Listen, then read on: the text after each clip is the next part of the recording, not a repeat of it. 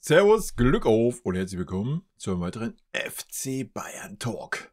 Ja Leute, bevor wir reingehen, wie immer der Hinweis, wenn euch gefällt, was ihr seht, lasst gerne ein Abo da, einen Daumen, schreibt einen Kommentar, damit unterstützt ihr einfach, was ich hier so tue. Ja, an dieser Stelle, bevor ich reingehe ins Thema, erstmal sorry für das letzte Video, die Soundqualität war leider sehr bescheiden. Das Problem ist gefixt. Ich werde in Zukunft versuchen, da ein bisschen mehr drauf zu achten, dass das nicht nochmal vorkommt. Ja, Thema heute.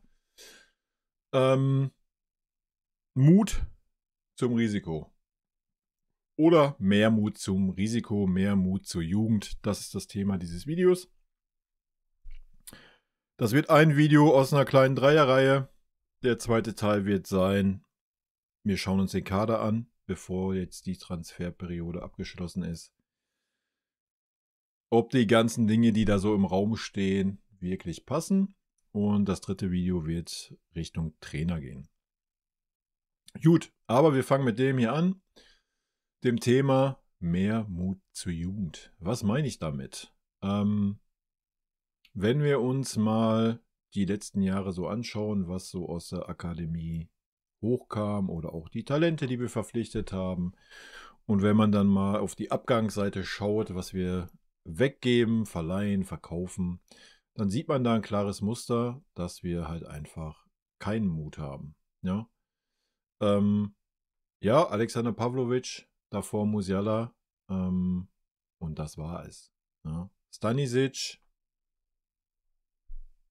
ja, können wir halt auch noch dazu zählen. Aber da seht ihr schon, dann geht es jetzt schon in Richtung Kader. Ja. Pavlovic jetzt auch kein unumstrittener Stammspieler unter Kompany. Stanisic schon gar nicht. Musiala, ja, das ist aber auch der einzige.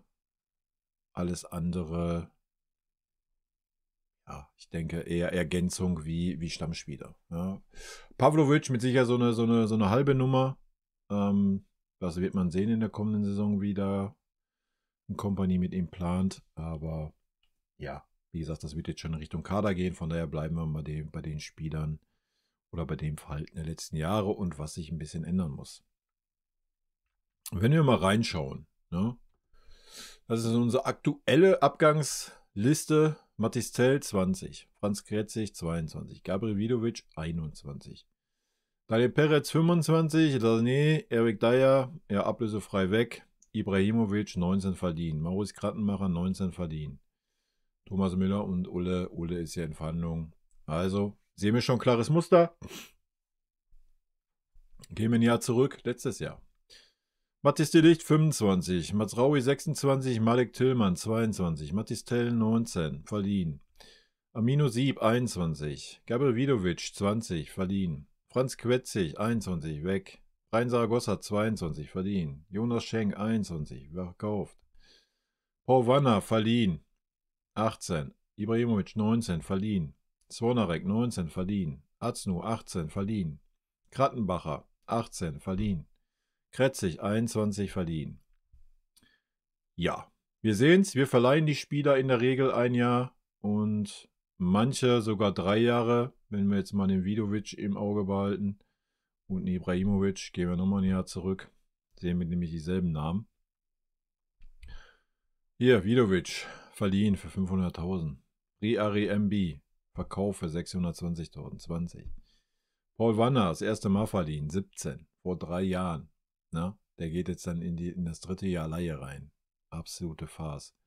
Kretzig, 21 verliehen. Ibrahimovic, 17 verliehen. Jonas Schenk, verliehen, 20. Ja. So könntest du es weitergehen, könntest noch ein Jahr zurückgehen. Auch hier findest du schon Vidovic, der mit 18 verliehen wurde. Malik Tillmann mit 20. Ari MB, ja, und so weiter und so fort. Ja. Und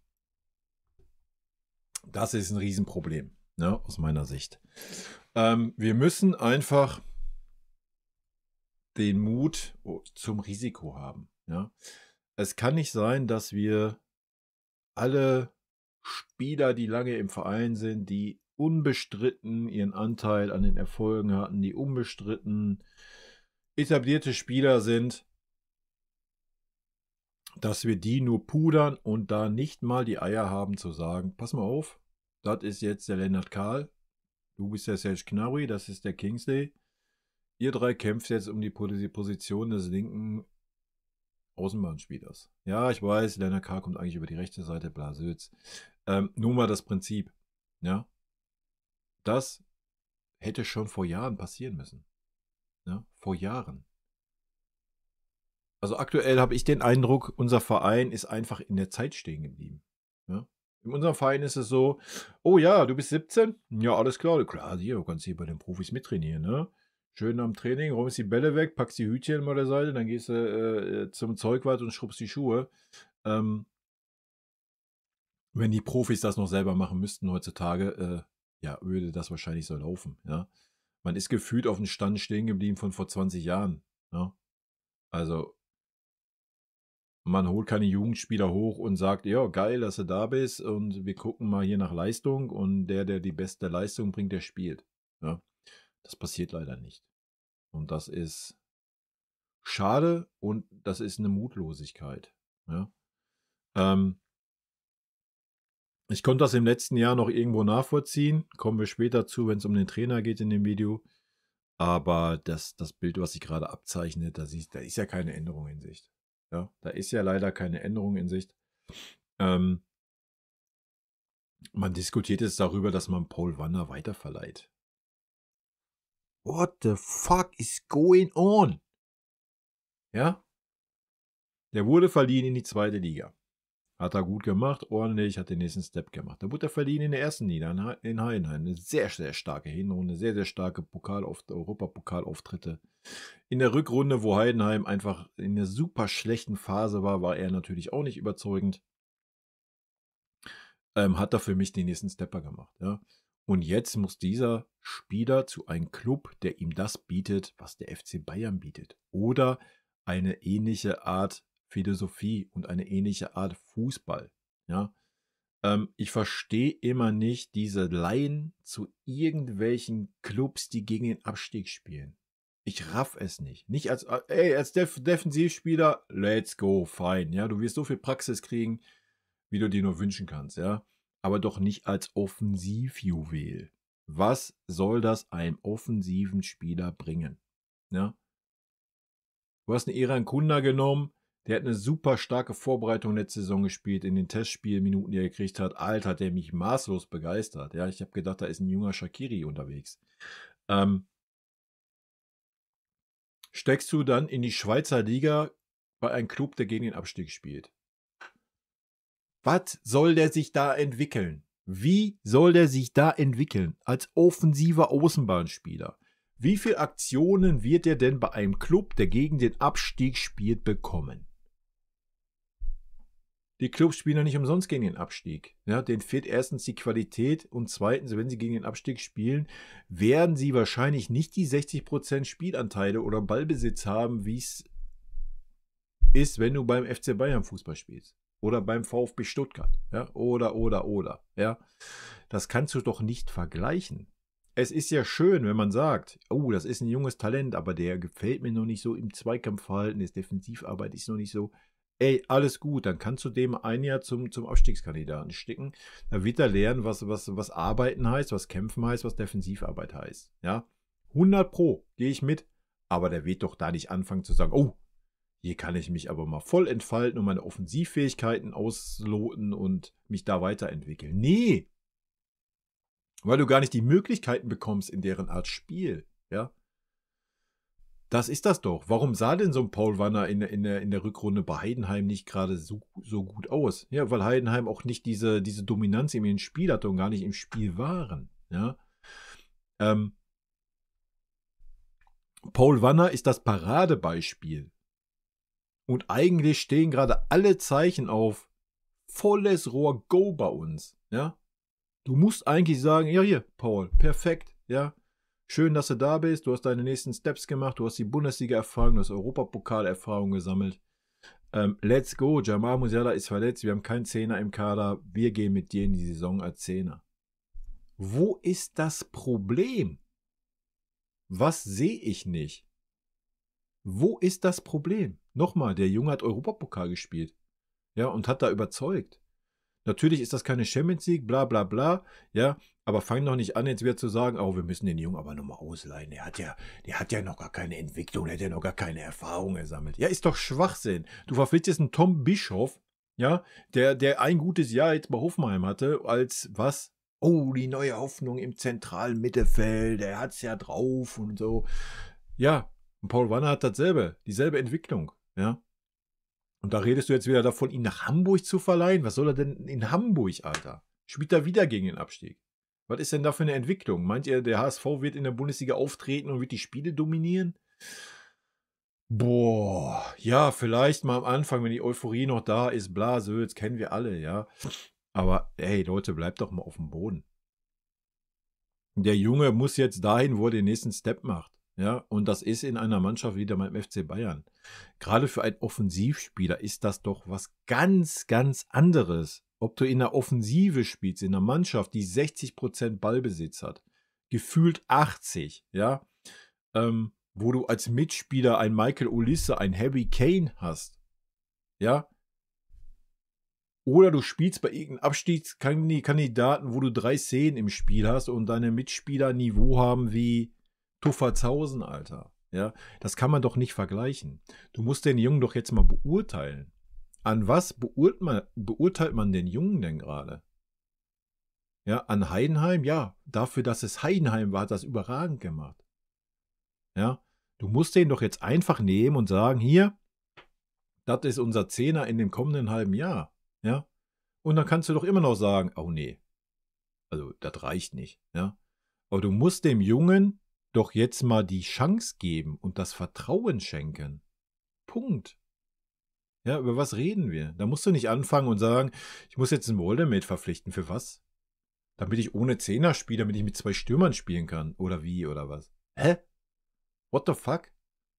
Kannst du ja machen, wenn der 30 Mille gekostet würde oder 35 Mille. Aber was hat der Junge? Der hat 8 gute Monate gehabt. Ja? Und deinen eigenen Spieler? Ja, den verleihen wir am besten nochmal. Dann kriegen wir vielleicht nächstes Jahr irgendwie 8, 9 Millionen von irgendeinem Club. So wie mit Malik Tillmann. Du suchst gerade händeringend einen linken Außenbahnspieler. Händeringend. Ne? Und kommst nicht auf die Idee, die Klausel zu ziehen, um den zurückzuholen. Der Bock hat auf FC Bayern. Der sagt, er möchte gerne wieder für den FC Bayern spielen. Ne? Kommst du nicht auf die Idee. Ein Spieler, ja, holländische Liga, aber er hat es über 2 Jahre bewiesen, dass er es kann. 2 Jahre in der Champions League gespielt, auch da bewiesen, dass er es kann. Und den lässt du jetzt für 35 Millionen nach Leverkusen gehen. Ja? Wir gucken da gerne mal in 2 Jahren, dann gucken wir mal rein, was dieser Spieler wert ist und wie seine Entwicklung ist. Ja? Garantiere ich euch, er wird mehr wert sein. Ja? Und der FC Bayern wird wieder weinen, dass er das hat sich durch die Klappen gehen lassen. Ja? Stattdessen beschäftigt man sich lieber mit einem Diaz für 80 Millionen, der 29 ist, der kein Englisch spricht oder ein gebrochenes Englisch. Klar ist das ein anderer Spielertyp, alles gut, verstehe ich schon irgendwo. Mehr Mut zum Risiko. Ja, und das sind noch nicht mal die Spieler, die ich jetzt gerade aufgezählt habe. Das sind noch nicht mal Risiken. Das sind so minimale Risiken, weil beide Spieler schon Europapokal gespielt haben. Beide Spieler haben nachgewiesen, welche Qualität sie haben. Und jetzt musst du beide Spieler, den einen kannst du ja nicht mehr, der ist weg, der ist jetzt in Leverkusen, aber dann musst du diese Spieler jetzt eben in solche Mannschaften stecken. Ja, jetzt in solche Mannschaften stecken, die halt offensiv das Spielgeschehen beherrschen, wo sie mehr Spielanteile haben, wo sie den nächsten Step machen können. Das ist der Way to go. Und Paul Wanner bringt es 0, wenn du den jetzt wieder nach Hamburg oder in irgendeinen Abstiegskandidaten verleihst. Das bringt dem 0. Katastrophe. Ja, das kannst du mit einem Abwehrspieler machen. Super, Bombe. Ja, der entwickelt sich da. Aber doch kein Offensivspieler, Leute. Ja. Und schon gar nicht ein Spielgestalter. Ein konterstarker Spieler würde ich ja noch sagen, ja, let's go. Ja, kann er sich voll ausleben. Aber doch nicht so ein Spieler. Ja, den kannst du nach Stuttgart ausleihen, ja. Nach Frankfurt, ja. Das wäre der nächste Step, wenn du ihn beim FC Bayern nicht zünden willst. Aber warum willst du ihn nicht zünden beim FC Bayern? Es gibt doch keinen Grund dafür. Ja? Ich meine, noch ist er Teil dieses Kaders. Ich bin gespannt, ja. Aber dass man sagt, deswegen muss man jetzt einen Moldemate verpflichten. Ja, okay, der ist auch jung. Ja, das ist, ich verstehe den Transfer schon, ja. Aber den Preisrahmen, der da aufgerufen wird, der ist halt krank, ja, und nicht von dieser Welt, Alter. Ja, so sind die Preise gerade aktuell, brauchen wir auch nicht drüber reden, anderes Thema. Aber warum nicht auf dein eigenes Spielerpotenzial zurückgreifen? Ja? Ich kapiere es nicht. Ich kapiere es wirklich nicht. Genauso wie du einen Ibrahimovic weggeschickt hast, einen Krattenmacher weggeschickt hast, hast du wieder beide verliehen, beide 19. Hä? Hä? Hä? Was erwartet man sie jetzt? Sind die zu jung? Die dürfen nicht spielen bei uns. Was darf man bei uns erst ab 23 auflaufen, oder wie? Ja. Lass die Jungs doch da. Lass sie doch da als Ergänzungsspieler und gib ihnen doch Spielzeit. Ja, klar, wir reden jetzt nicht davon, du nimmst den Spieler und stellst ihn dahin und der spielt 90 Minuten jedes Spiel. Darum geht es auch gar nicht. Ne? Aber es geht doch darum, die Spieler zu entwickeln. Ne? Also ich verstehe es nicht. Ibrahimovic jetzt auch das 3. Jahr ausgeliehen oder was? Heißt, der wird nächstes Jahr verkauft. Ja? Vidovic wurde jetzt verkauft für 1,2 Millionen. Geil, oder? Beim Marktwert von 3 Millionen in Dynamo Zagreb. Läuft. Hat der mal eine Chance bei uns gehabt? Nur ansatzweise? Nur ansatzweise? Hat er nicht. Hat er nicht. Ich kapier's nicht. Ich kapier's einfach nicht. Wenn man wirklich meint, so der Spieler hat nicht das Niveau für den FC Bayern. Ey, das ist völlig fein, ja? Dann verkauf ihn. Dann verkauf ihn. Let's go. Aber du kannst doch nicht anfangen, Spieler 3 Jahre lang auszuleihen und ihm dann nicht jedes Mal, wenigstens, vor allem wenn er die Steps gemacht hat, so wie ich es finde beim Paul Wanner, ihm dann wenigstens die Chancen zu geben. Dann gib ihm doch die Chancen. Du musst doch jetzt ihn reinwerfen und dir angucken. Und dann kannst du doch sagen, ja, alles klar. Reicht nicht das Niveau, macht keinen Sinn für uns, verkaufen wir jetzt für Paul Wanner, kriegst wahrscheinlich 10 Mille für, nehmen wir die 10 Mille mit und gut. Ja, ärgern uns dann in 3 Jahren, wenn er wieder ausgebildet ist und das Vertrauen bekommen hat, ähnlich wie es beim Tillmann ist und so weiter. Da gibt es ja ganz, ganz viele Beispiele bei uns. Ja. Yilmaz und so weiter, wie sie alle heißen. Ist eine Katastrophe. Ja. Wir brauchen einfach mehr Mut. Ja. Und mehr Mut, die arrivierten Spieler in Frage zu stellen. Und dass sie überhaupt noch im Verein sind, die Knabris, die Komans, die Goretzkas, ist ja schon eine Farce. Ich meine, wir hätten selbst einen Leroy Sané mit Kusshand behalten, wenn er nicht selber gesagt hätte, boah, ich brauche noch mal 5 Millionen mehr, deswegen gehe ich in die Türkei. Ja, sonst hätten wir mit dem verlängert. Trotz Berater, Schlag in die Fresse Wechsel. Das sagt doch unsere Philosophie. Ja. Jonas Urbich, nächste Beispiel. Komplett überzeugt. Natürlich hat er einen Patzer drin gehabt. Ist ein junger Torwart. Ja, natürlich. Hat Manuel Neuer auch übrigens. Hat uns sogar mal eine Champions League Weiterkommen gekostet. Hat uns letzte Saison die Pokalrunde gegen Leverkusen gekostet. Ja. Was hat uns der Patzer von Jonas gekostet? Nichts. So, fußballerisch ist er eine Stufe besser wie Manuel Neuer. Da brauchen wir nicht drüber reden, oder? Da ist er eine Stufe besser. Viel, viel sicherer. Schlägt die besseren Bälle nach vorne. So wie es ein junger Neuer getan hat. Im Torwartspiel, ja, natürlich wird ein Neuer da noch besser sein. Erst recht in der Form, die er jetzt hatte, wieder bei der Club-WM und so auf der Linie. Ja, da ist ein Neuer, da ist er stark und das war er jetzt wieder, keine Frage. Aber du hast die perfekte Situation gehabt. Ähnlich wie du jetzt die perfekte Situation mit dem Paul Wanner hast. Warum hat ein Urbich nicht die Club-WM gespielt? Ja, und warum ist Urbich nicht die Nummer 1? So, du sagst Manuel Neuer, komm, aus Sympathie, weil du eine gute Leistung bringst, kriegst meinetwegen die Champions League-Spiele, oder bekommst die Pokalspiele und die Champions League-Spiele, Urbich kriegt die komplette Bundesliga. Ja? So. Dann hat er eine Entwicklung, Manuel Neuer hat noch den Kitzel der entscheidenden Spiele, ja. Ist doch perfekt. Ja, so führst du den Jungen ran, und wenn du merkst, oh, der hat das Potenzial nicht, was Schwachsinn ist, was schon nachgewiesen hat, dass das hat. Ja, genauso wie es ein Paul Wanner schon getan hat. Also, da musst du doch jetzt den Jungs das Vertrauen geben und dran festhalten. Die haben es doch bewiesen, dass sie das Potenzial haben.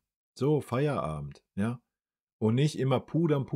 Wisst ihr, was passieren wird?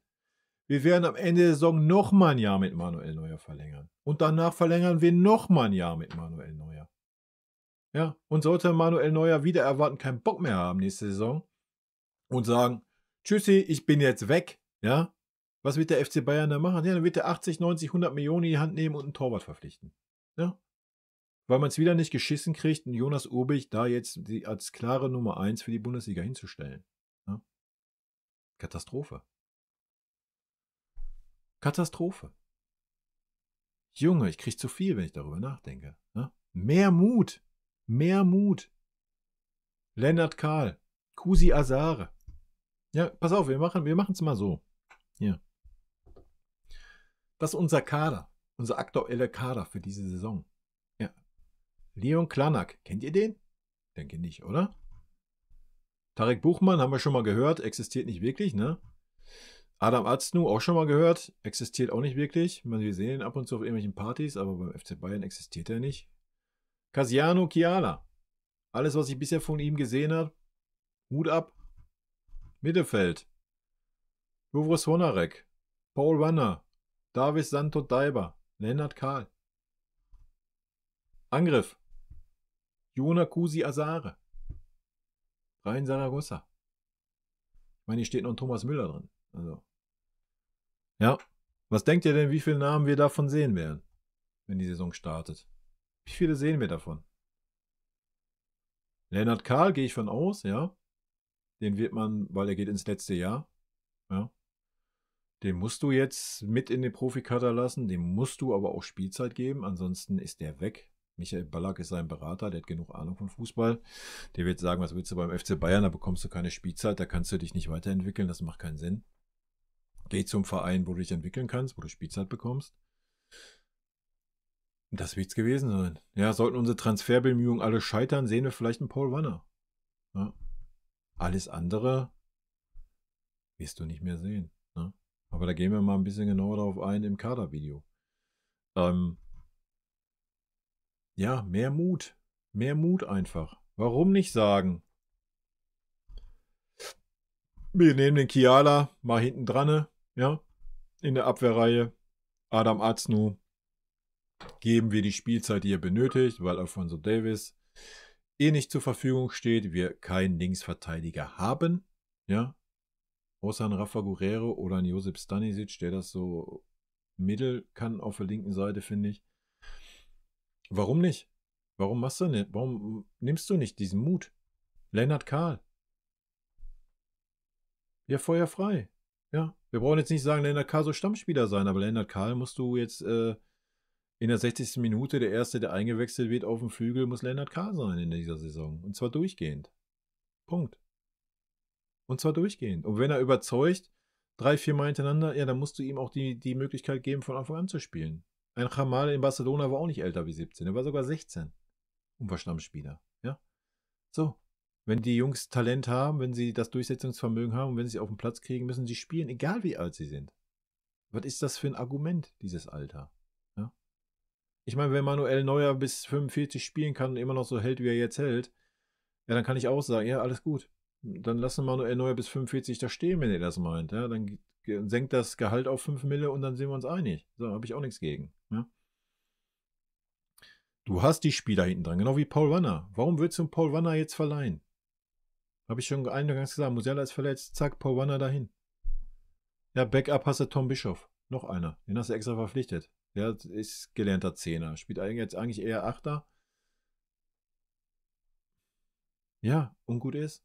Ja, das heißt ja nicht, dass du nicht dich um Wolle bemühen sollst. Ja, mach das. Okay, junger Spieler, meinst du, wenn du von dem maßlos überzeugt bist, geh rein mit 60, 70 Mille. Ich persönlich verstehe es nicht, aber do it. Ja. Das heißt aber nicht, dass du nicht mit Paul Wanner auf der 10 agieren kannst. Also, absolute Vollkatastrophe. Sturm. Kusi Asare. Ey, Leute. Ähnliche Statur, ähnliche Veranlagung wie Woldemade. Ja, hast du was? Letzte Saison mal 3 Minuten gesehen oder sowas? Er muss eine feste Alternative für Harry Kane sein. Punkt. Der ist im Profikader seit was? Auch seit letzter Saison. So, Feierabend. Wir haben es gesehen, was war unser Problem gegen Inter Mailand in der letzten Saison? Ja, unsere ganzen Starspieler, Stammspieler, alle müde. Harry Kane, total müde, nicht frisch. Ja, warum nicht? Ja, weil er jedes Spiel 90 Minuten spielt. Ja, da muss er so einen Jungen hinten dran haben und den musst du bringen halt. So, Harry Kane muss nicht immer 90 Minuten durchspielen. Sorry, dafür ist er zu alt. Ja, erst recht, wenn die heiße Phase kommt mit alle 3 Tage Spiel. Das geht nicht mehr. Fertig. Auch wenn das will. Ja, wen interessiert's? Wenn du dazwischen ein Bundesligaspiel hast, was keine Sau interessiert, wie gegen Dortmund, ja, da hättest du junge Spieler bringen können. Ja. Und das musst du halt konsequent machen und nicht immer nur, ach ja, ich habe jetzt 20 Spiele nicht rotiert, jetzt rotiere ich einmal. Ja, da haben wir verloren. Ja, jetzt rotiere ich nicht mehr. Ja, warum hast du denn verloren? Hä?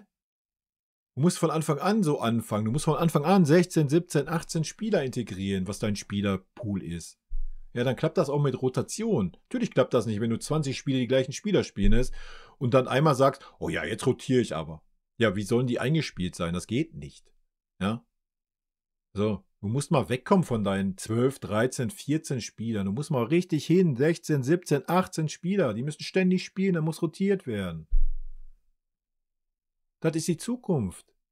Ja. Und nicht, wie wir es letzte Saison getan haben. Dann siehst du ja genau das, was passiert. Müde, Verletzung, weil du überspielt bist. Ja.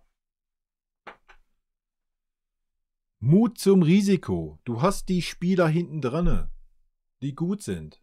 Natürlich wird da nicht jeder ein Weltstar, ist jeder eine Bombe. Ja, natürlich nicht. Du musst es aber versuchen. Du musst es doch herausfinden.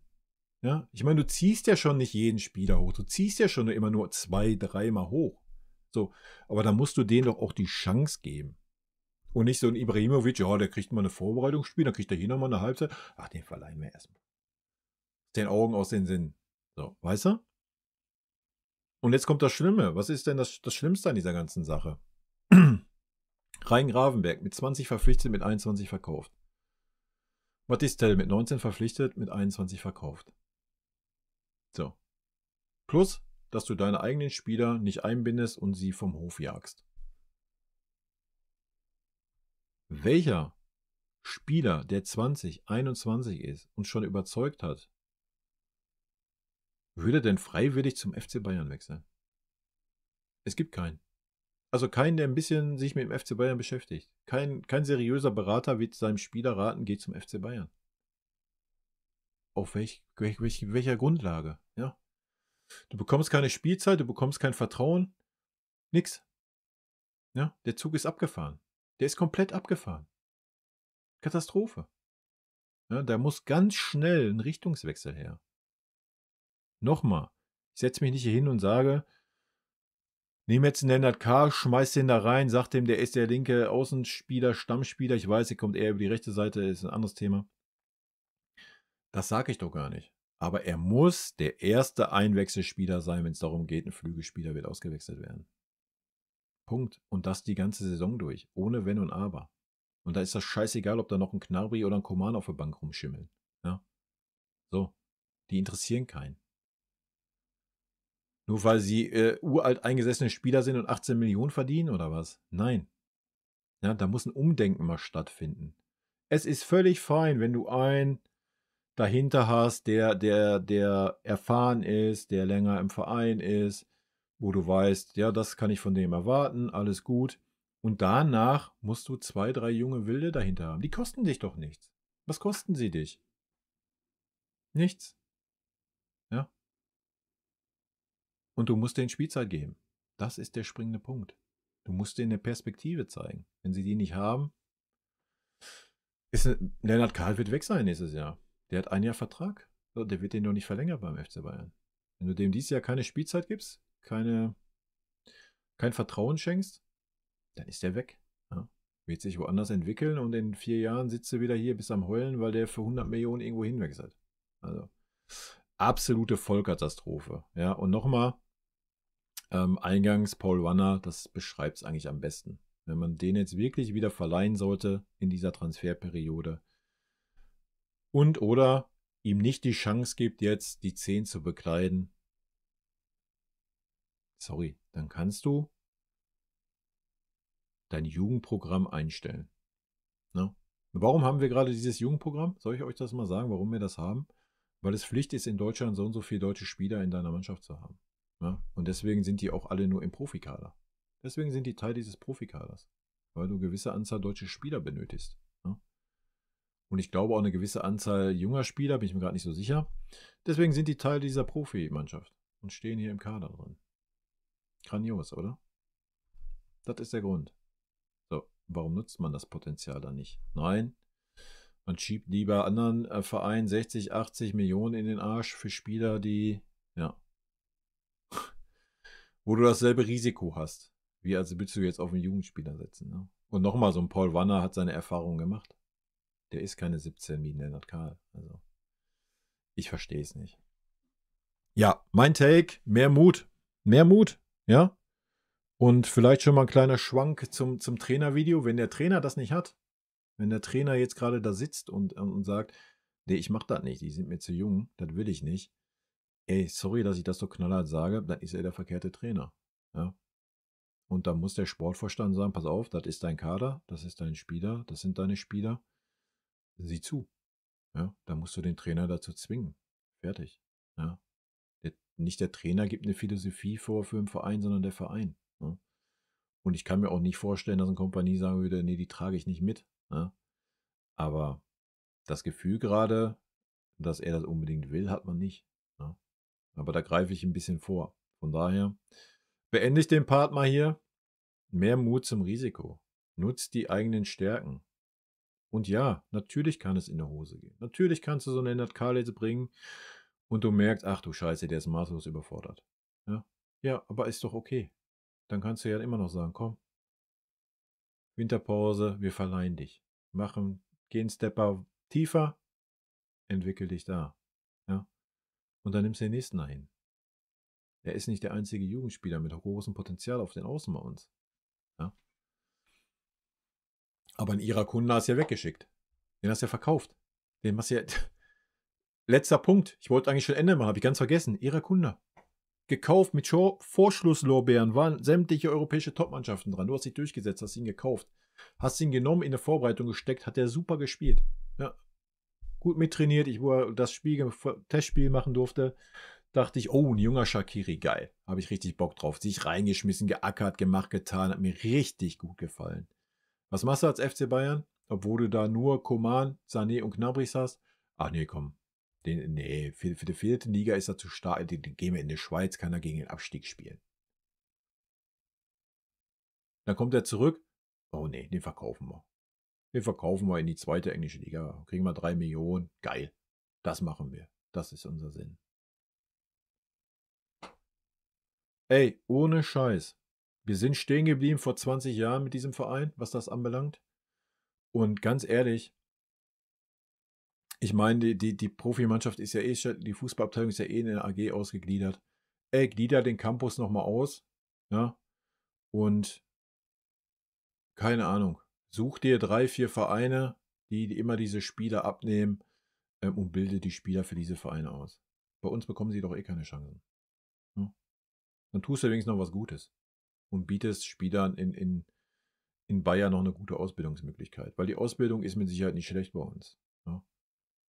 So, aber du willst die Früchte einfach nicht ernten, weil du nicht den Mut hast, nicht die Eier hast. Mal zu sagen, Serge, du bringst seit 3 Jahren keine Leistung, du bist jetzt nur noch die Nummer 4 und nicht die Nummer 3. Das ist Lennart Kahl, ja, der ist 17, der hat noch nichts erreicht, der ist jetzt vor dir, weil du einfach keine Leistung bringst seit 3 Jahren. Das traust du dich nicht. Ja? Und das ist ein Riesenproblem bei uns. Und damit habe ich fertig. Leute, vielen lieben Dank für eure Aufmerksamkeit. Nochmal dicke Sorry für die Tonqualität im letzten Video. Sollte jetzt wieder besser sein. Und wie immer an dieser Stelle vielen lieben Dank für euren Support hier auf den Kanal. Haut rein, bis dann. Tschüssi. Rot-weiße Grüße. Vielen lieben Dank für euren Support hier auf den Kanal. Und in diesem Sinne, gute Freunde kann niemand trennen.